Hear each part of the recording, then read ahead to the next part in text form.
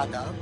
लेकिन मोहतरमा, आपको यहाँ कब्रिस्तान में आना, वो भी इस समय, ठीक है, बुरा मत मानना, नामंजूर है।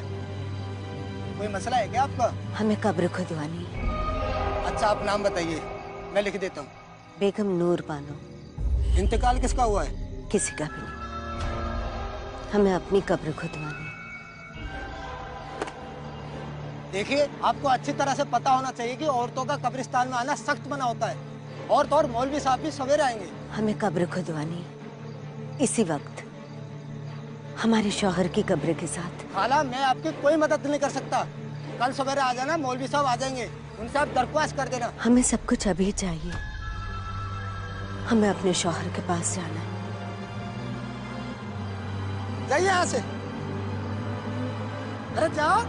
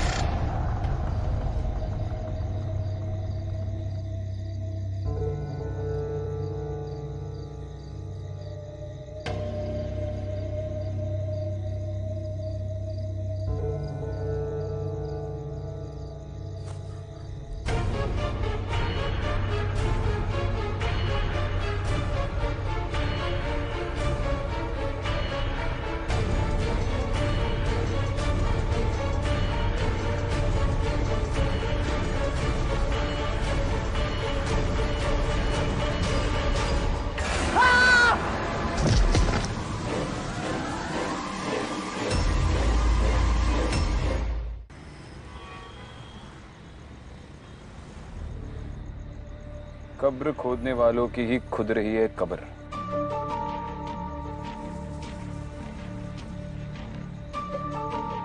कब्रिस्तान में कब्र खोदने वाले को कोई क्यों मारेगा, वो भी इतनी बेरहमी से। तुमने गौर किया? उसे मारकर कब्र में फेंक दिया, लेकिन ऊपर से किसी ने मिट्टी नहीं डाली। इसका मतलब जिसने भी ये किया है वो चाहता है कि ये कत्ल लोगों की नजर में आए। ये कम्युनल झगड़ा भी हो सकता है। सुरेश सर भी कह रहे थे उस कम्युनिटी के लोग काफी घबराए हुए।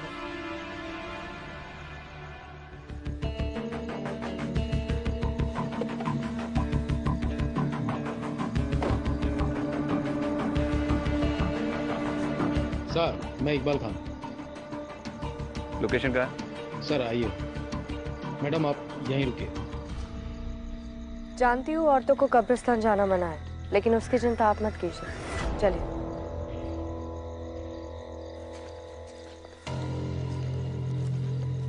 सर यही जगह है।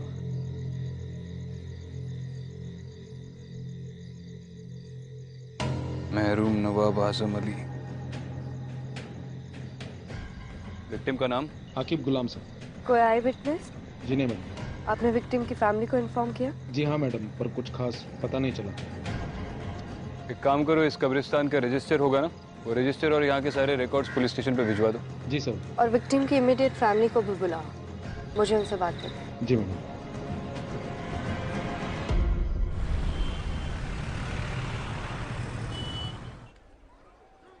माफ कीजिए, आपसे कुछ सवाल पूछने थे, इसीलिए अभी आपको तकलीफ दी। आप ठीक तो है? अब कुछ ठीक नहीं हो सकता। एक बेटी है हमारी, हर वक्त पूछती रहती है अब्बू कहाँ,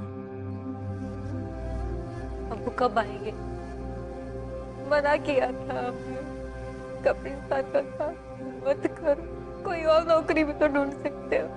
कहते थे खुदा का दिया वक्त ठुकराते नहीं। आकिब ने कब्रिस्तान की नौकरी कब से शुरू की थी? 3-4 हफ्ते पहले।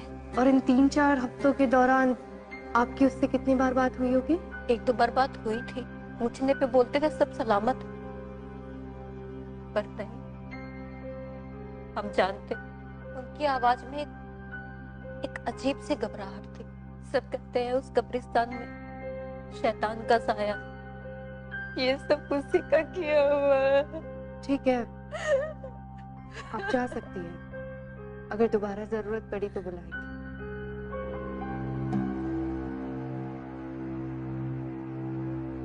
क्या हुआ विक्रम, कुछ मिला? बेगम नूर बानो, आकिब के रजिस्टर में आखिरी एंट्री। समझ में नहीं आ रहा है इन्वेस्टिगेटिंग टीम ने इतना बड़ा लीड इग्नोर कैसे कर लिया। सिर्फ नाम लिखा है, बाकी के सारे कॉलम्स ब्लैंक हैं। पर ये बेगम नूर बानो है कौन? उसके घर का पता चल गया।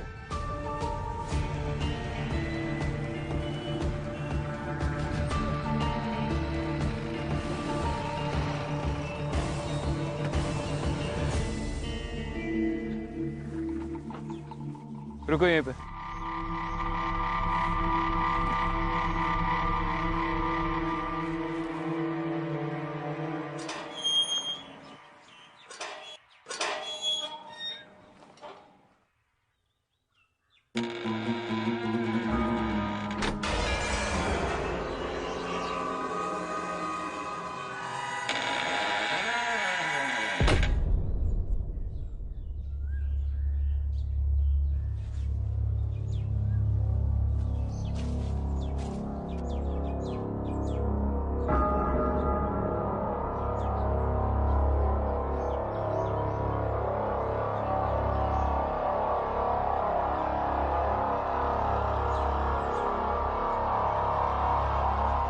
आप कौन?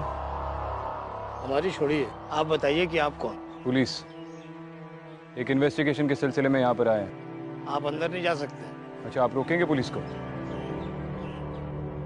नाम क्या है तुम्हारा? नासिर। ये हवेली किसकी है? हमारे नवाब साहब की। वो है अंदर? नवाब साहब को गुजरे हुए जमाना हो गया है। हम नवाब साहब के खानदानी मुलाजिम हैं। नवाब साहब के गुजरने के बाद हम बेगम नूर की खिदमत में लगे हुए हैं। बेगम साहिबा ने खास हिदायत दे रखी है कि कोई उन्हें परेशान ना करे, और वो खुद भी बाहर नहीं निकलती है। आपके नवाब साहब का नाम क्या था? मरहूम नवाब आजिम अली। और आपकी बेगम नूर बाहर नहीं निकलती, मतलब कब से वो हवेली के अंदर ही रहती है? ये आज की बात नहीं है। नवाब साहब के गुजरने के बाद बेगम साहिबा ने अपने आप को हवेली में बंद कर लिया। पिछले 3 महीनों से उनको किसी ने नहीं देखा है। मैं हर रोज दोनों वक्त का खाना दरवाजे पर रख देता हूँ। वो तो खुदा का शुक्र है कि वो खाना खा लेती है। तो पिछले 3 महीनों में आप बेगम साहिबा से बिल्कुल मुखातिब नहीं हुए? बेगम साहिबा की आदत थी, वो इससे पहले भी 3-4 बार ऐसा कर चुकी है। वो अपने आप को कमरे में बंद कर लिया करती थी। शुरू में तो हमको भी बड़ा अजीब सा लगता था। डर लगता था कहीं बेगम साहिबा को कुछ हो ना गया हो। और हमें उनसे मिलना हो तो? मैंने कहा ना साहब, उनसे कोई नहीं मिल सकता। यही बेगम साहिबा का फरमान है।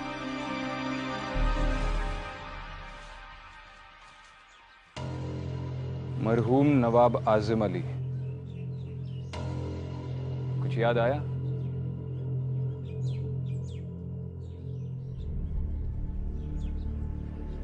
इस इमारत के हश्र को देखकर समझ में आता है इसकी नींव कितनी मजबूत होगी।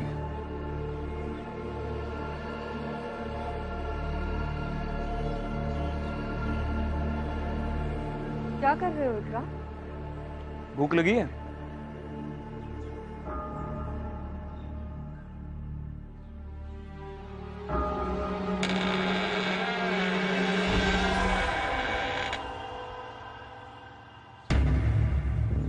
चलो।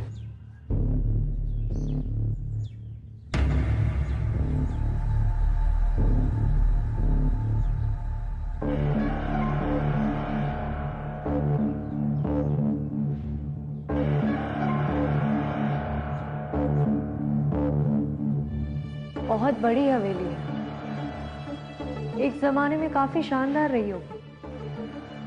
इसकी हालत देखकर लगता नहीं है यहाँ पर कोई रहता होगा।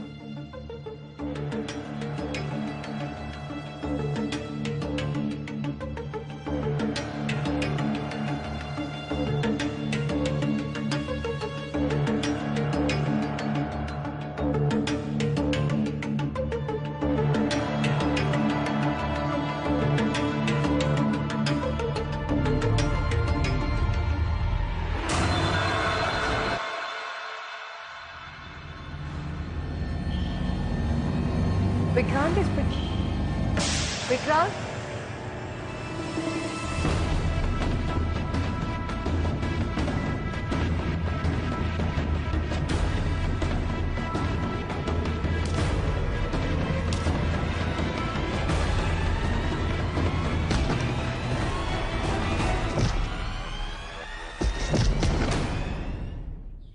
छोड़ दिया साहब, मैंने छोड़ दिया साहब। क्यों बे, सिर्फ खाना चुराने आया था और भी कोई प्लान था तेरा?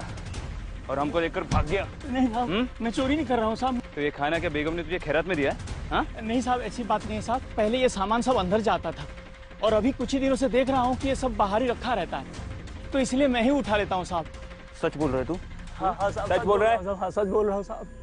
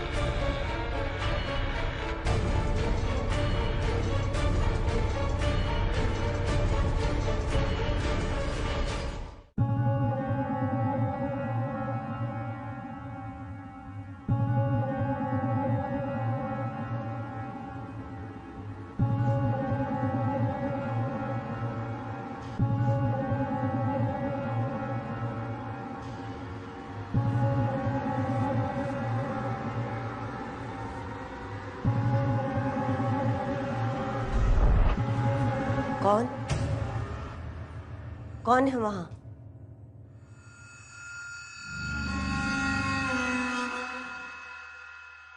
तुम अंदर कैसे आई? आई एम सॉरी पर मैं एएसपी अदिति शर्मा हूँ, मुंबई पुलिस। आप बेगम नूर बानो है ना? आपसे कुछ बात करनी है। किसी के घर में बगैर इजाजत के चोरों की तरह कैसे चले आए?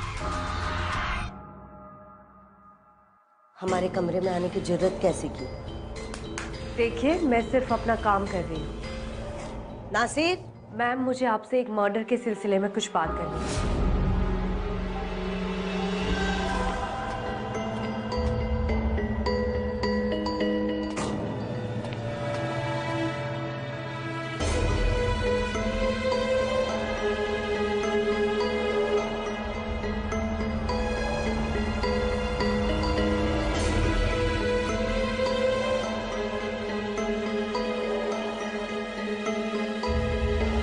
हमें अपने शौहर के पास जाना। शौहर? नहीं, मैं तो आपसे ये पूछने आई थी कि उस कब्रिस्तान में। अदिति,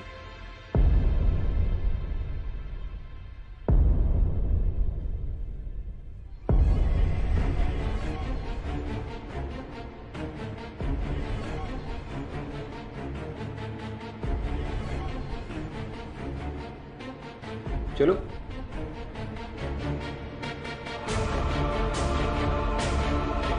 हाँ?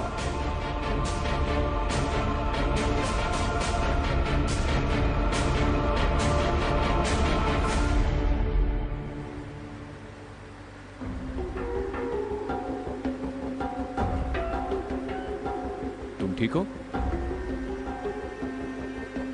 हाँ।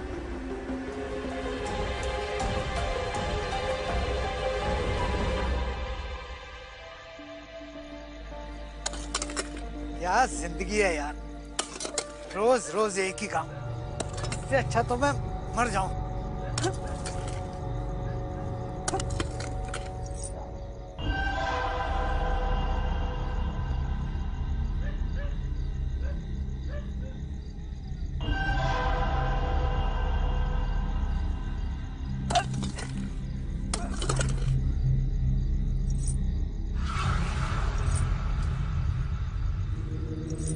कौन है? कौन है वो? कौन है?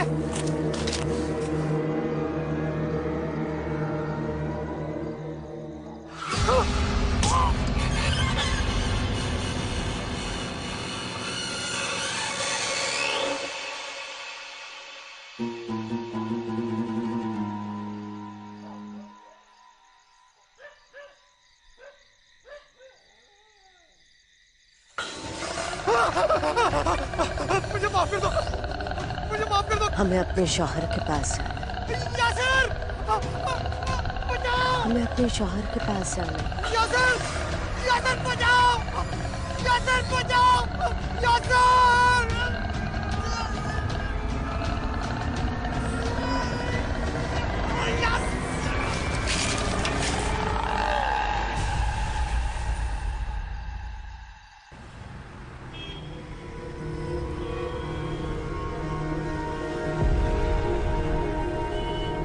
इतने लोग कब्रिस्तान में मारे जा रहे हैं सर।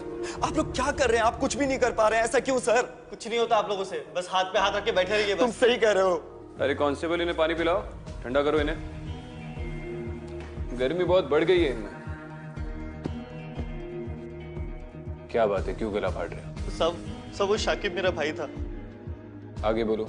सब उस रात को जब मैं उसके लिए खाना लेके गया, जैसे मैं दरवाजे के पास पहुंचा तो उसके चिल्लाने की आवाज आ रही थी। ऐसा लगा जैसे वो किसी से माफी मांग रहा है। मैंने आसपास बहुत ढूंढने की कोशिश करी, लेकिन सब वहां पे कोई था नहीं। आखिर कब तक ऐसे कब्रिस्तान में लोग मरते रहेंगे साहब? हमें जवाब चाहिए। सही वक्त आने पर सारे जवाब मिल जाएंगे। अभी तुम लोग घर जाओ। मेरे ख्याल से ये सब कुछ बेगम नूर कर रही है। इसका मतलब दिन भर घर पे छुप कर बैठने वाली रात को बाहर निकलती है। विक्रांत, तुमने बताया था ना, उस गरीब आदमी ने कहा था कि पिछले कई दिनों से मुलाजिम का रखा खाना किसी ने नहीं उठाया और खाना खाए बिना कोई जिंदा नहीं रह सकता। तो इसका मतलब ये है कि वो मर गई है और उसकी आत्मा ये सब कुछ कर रही है। उस मुलाजिम ने भी कहा था कि बेगम नूर महीनों तक बाहर नहीं आती है, तो हो सकता है कि अकेलेपन में उसकी मौत हो गई हो और किसी को पता नहीं चला हो। और मेरे ख्याल से उसकी बॉडी अभी भी उसी हवेली में। अब इसका जवाब तो वो हवेली ही दे पाएगी। खाना खाया तुमने? नहीं, क्यों? नहीं, उस मुलाजिम ने खाना घर के बाहर तो रखा ही होगा, और अब तो वो चोर भी पकड़ा गया। अरे तुमने ही तो कहा खाने के बगैर कोई जिंदा नहीं रह सकता।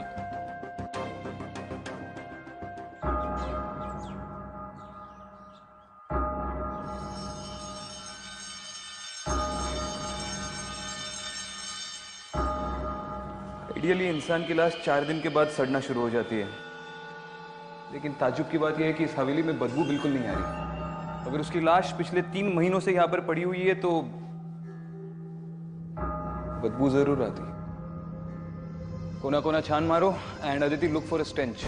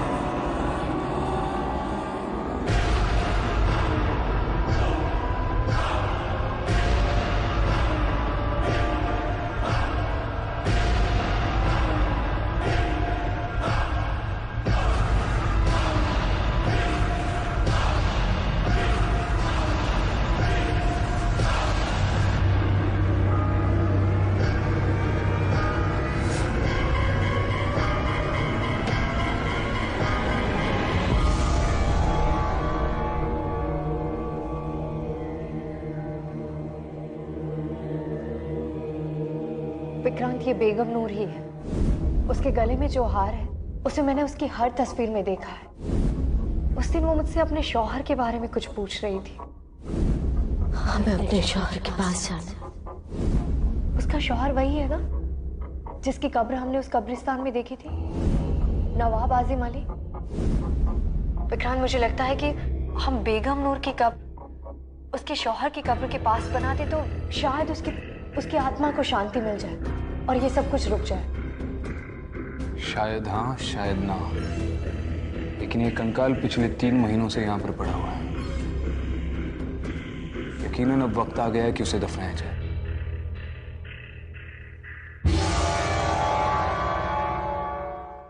चलो, खुदा का लाख लाख शुक्र है कि अब अपने सर से मुसीबत हमेशा के लिए टल गई।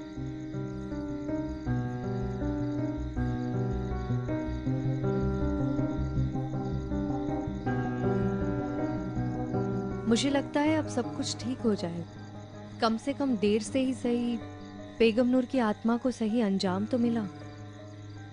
अब शायद वो किसी को तंग नहीं करेगी। तो तुम्हें वाकई लगता है कि ये सब करने से उस शैतान का साया इस मुकद्दस जगह से हट चुका है?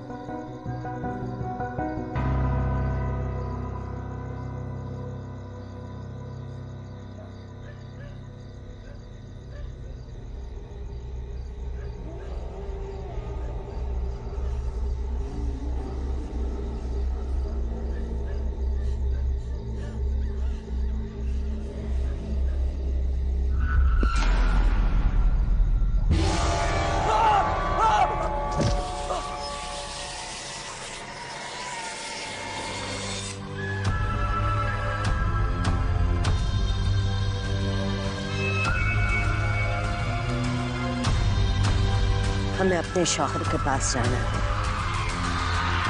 बेगम नूर बानो, नवाब आजिम अली, क्या लाइफ रही होगी इनकी एक जमाने में।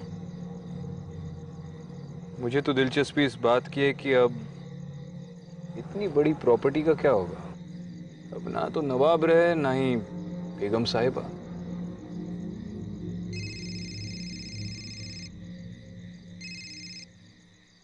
हाँ यासर, क्या? अच्छा ठीक है, बाद में बात करता हूँ। क्या हुआ? कब्रिस्तान के केयरटेकर पर फिर से किसी ने अटैक किया। मुझे पता था। ये इस केस का अंत नहीं हो सकता। क्या मतलब है? तुम्हें ऐसा क्यों लग रहा है? केयरटेकर का कहना है कि जिस औरत ने उस पर अटैक किया वो भी बार बार वही कह रही थी। हमें अपने शौहर के पास जाना है।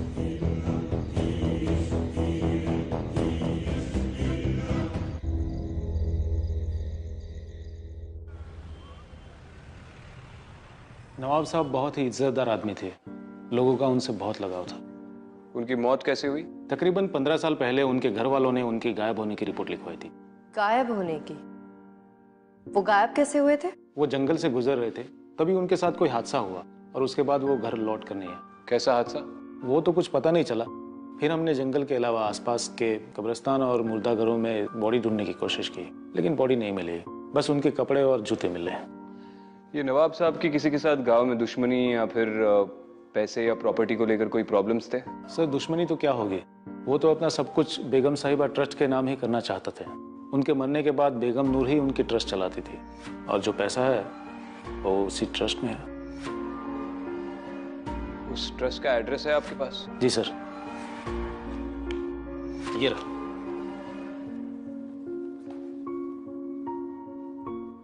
ओल्ड भोपाल।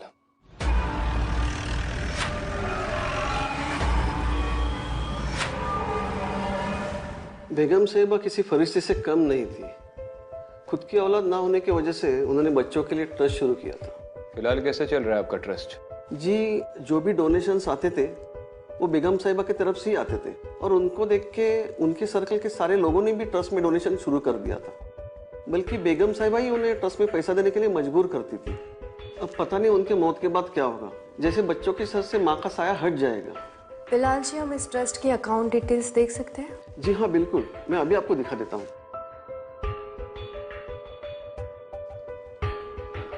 जी देखिए,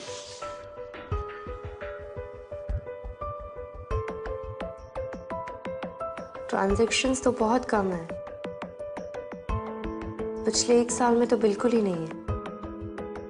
लेकिन उससे 1 साल पहले 25 लाख की रकम और 10 लाख रुपए और किसी ने विड्रॉ किए हैं। बिलाल जी, बेगम नूर के अलावा इस ट्रस्ट से किसे विड्रॉ करना अलाउड था? जी वैसे तो ट्रस्ट गरीबों की भलाई के लिए बनाई जाती है, लेकिन नवाब साहब और बेगम साहिबा के जितने भी रिश्तेदार हैं वो ट्रस्ट से पैसा निकाल लेते हैं। उनके विल में ही ऐसा लिखा है। ये फंड्स कहाँ ट्रांसफर हुए थे? जी फिलहाल तो मेरे पास सिर्फ अकाउंट नंबर है, मैं उसके सारे डिटेल्स निकालता हूँ और आपको फोन कर देता हूँ। चलो ठीक है, बाद में बात करता हूँ। कुछ पता चला? ये बेगम नूर के ट्रस्ट के अकाउंट से जो पैसे निकल रहे हैं वो इंदौर ट्रांसफर हो रहे हैं, किसी अमीना नाम की औरत के अकाउंट में। हो सकता है कि अमीना नवाब साहब या बेगम नूर की कोई रिश्तेदार हो सकता है, लेकिन ये कंफर्म करने के लिए इंदौर जाना होगा।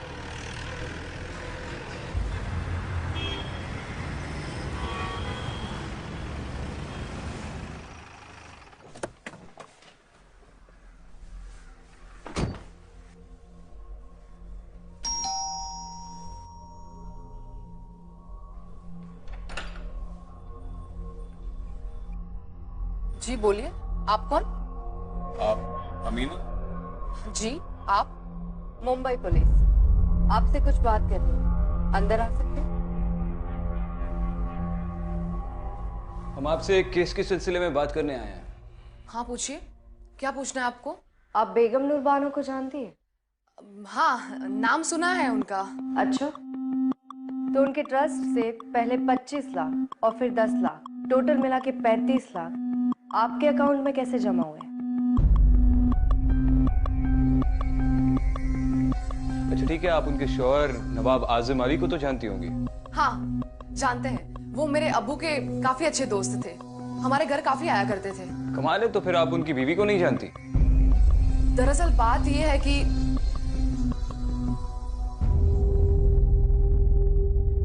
अमीना जी, इन तस्वीरों में आपके शौहर नहीं दिखाई दे रहे। आप यहाँ अपने बच्चों के साथ अकेली रहती हैं? जी वो बाहर गए हैं, मेरा मतलब है कि वो देश के बाहर काम करते हैं। बड़ा लंबा सफर तय करके आए हैं हम। जी? एक गिलास पानी मिलेगा?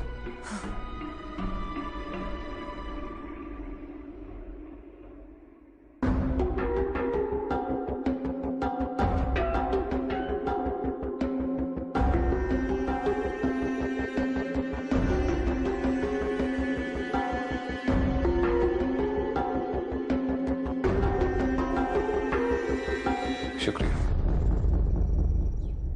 आपके शौहर का नाम क्या बताया आपने? जी आजिम शेख। उनकी कोई तस्वीर देख सकती हूँ मैं? आपके मोबाइल में तो होगी।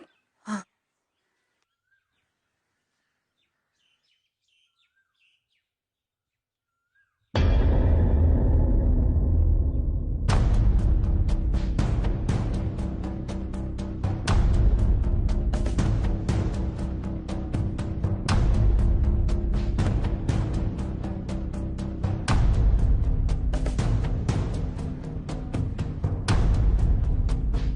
नवाब साहब? लेकिन आप लोग कौन हैं? अरे नवाब साहब आइए, बैठिए बैठिए, आप ही का घर है, आइए आइए।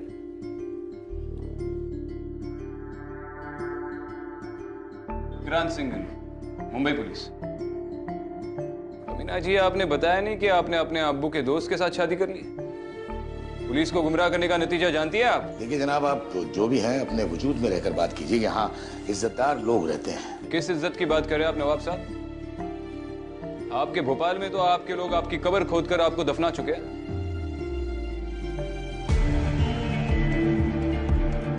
नवाब साहब, आपकी पहली बीवी बेगम नूर बानो आपको 15 साल से ढूंढ रही है और आप यहाँ पर? शर्म नहीं आती आपको?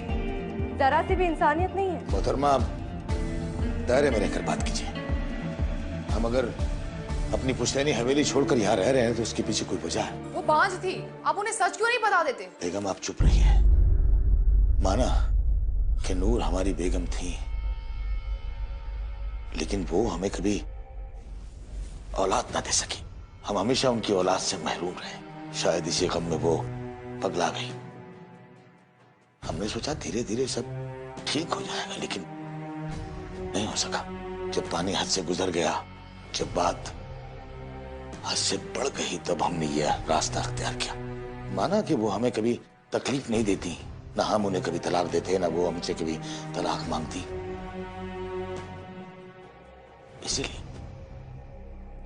इसीलिए हम अपनी जायदाद, अपनी हवेली सब कुछ छोड़कर चले आए उनके नाम। उन्होंने वो हवेली नहीं छोड़ी, चुके उन्हें अंदेशा था कि उस पर कब्जा ना हो जाए। और आप ऐसी औरत की बात सुनकर चली आई। 3 महीने पहले उनकी मौत हो चुकी है।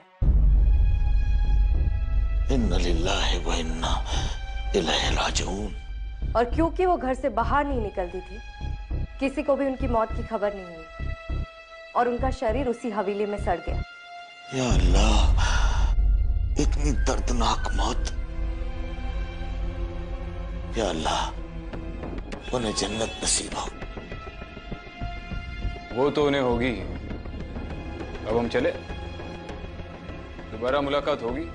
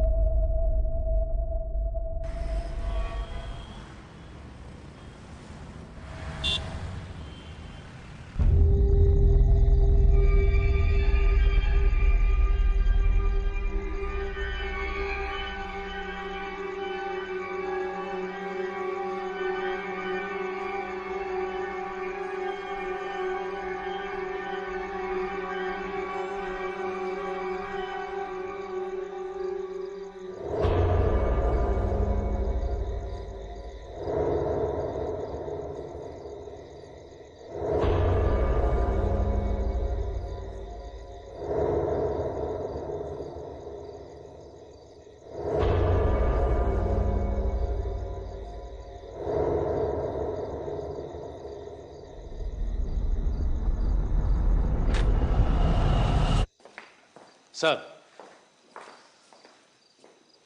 अभी अभी खबर आई है नवाब साहब भोपाल लौट आए हैं। उन्हें हवेली की ओर जाते हुए देखा गया सर।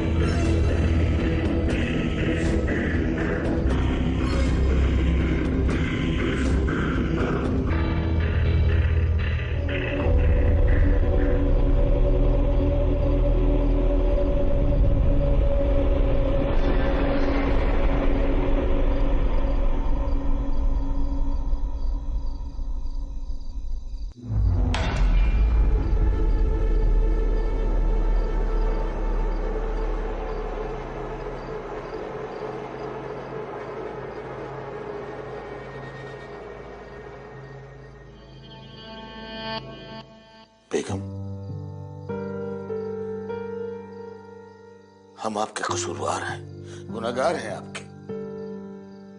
बखुदा, हमारा मकसद आपको तकलीफ देना नहीं था, लेकिन क्या करते, थक गए थे। हमने आपके साथ बहुत बुरा किया, हमें माफ कर दीजिएगा, माफ कर दीजिएगा।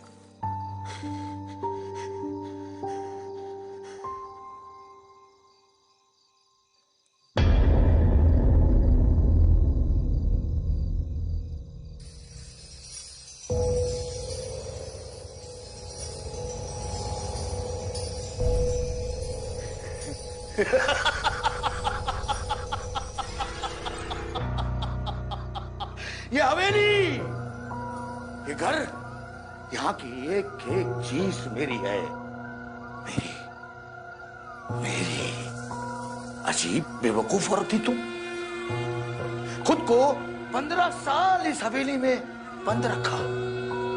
अच्छा हुआ कि हमने तुम्हें छोड़ दिया, वरना तुम तो हमें भी अपने साथ पागल कर देती। बेगम नूर, अरे अगर मरना ही था तो 15 साल क्यों? हमें हमारे ही घर से दूर रखा।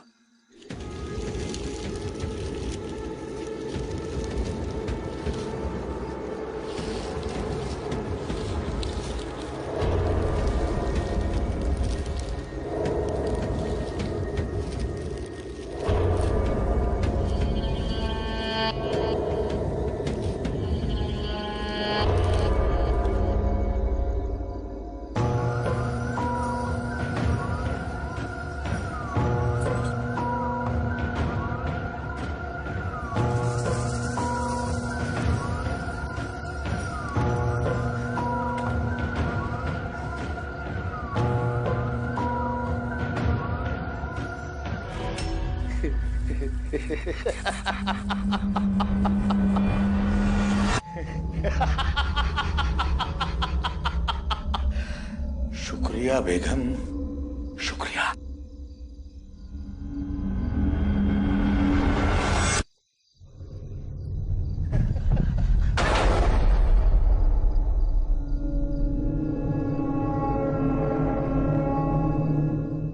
दरवाजा खोलो, दरवाजा खोलो। नासिर, कहाँ जा रहे हैं आप?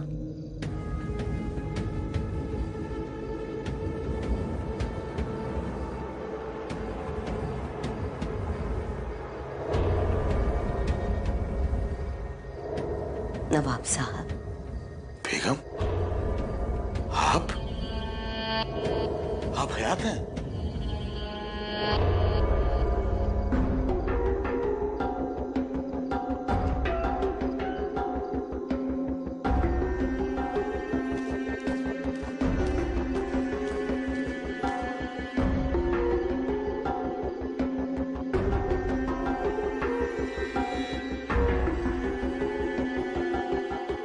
साल 15 साल इंतजार किया आपका, अब कह नहीं जाएंगे आप। लेकिन पुलिस वाले तो बोल रहे थे कि आप मर चुकी हैं। मौत की खबर तो आपकी भी सुनी थी। ये नहीं हो सकता, ये सब आपकी नौटंकी है। मैं सब पुलिस को खबर कर दूंगा अभी अभी।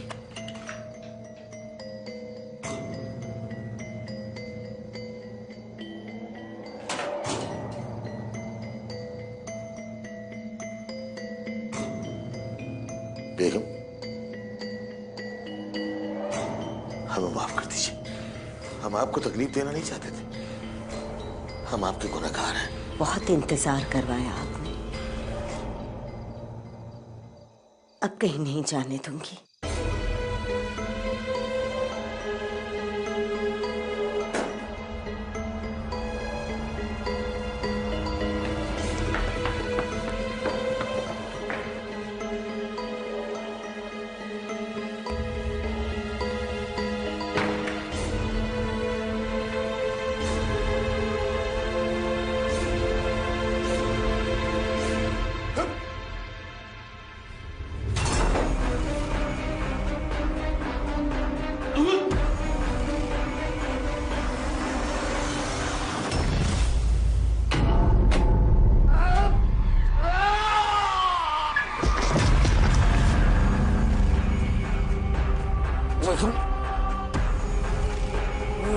तुम्हारा गुनहगार। हम सब कुछ मैंने ऐसे के लिए किया।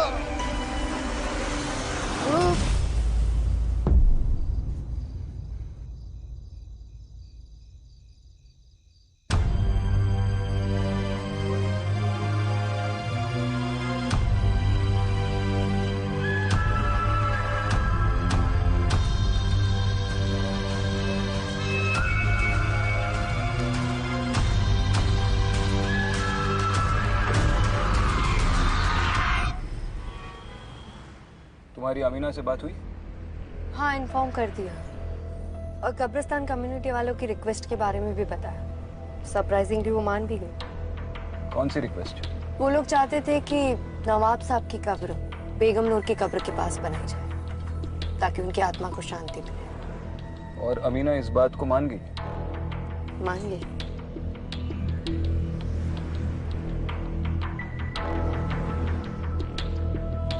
क्या सोच रही हो? यही कि नवाब साहब का सच जानने के बाद मुझे नहीं लगता है कि बेगम नूर उनकी कब्र के पास रहना चाहती है। तुम्हारा ये बेगम नूर के साथ का रिश्ता मुझे ठीक नहीं लग रहा। क्या मतलब है? तुम इंसानों के साथ रिश्ता क्यों नहीं रखती?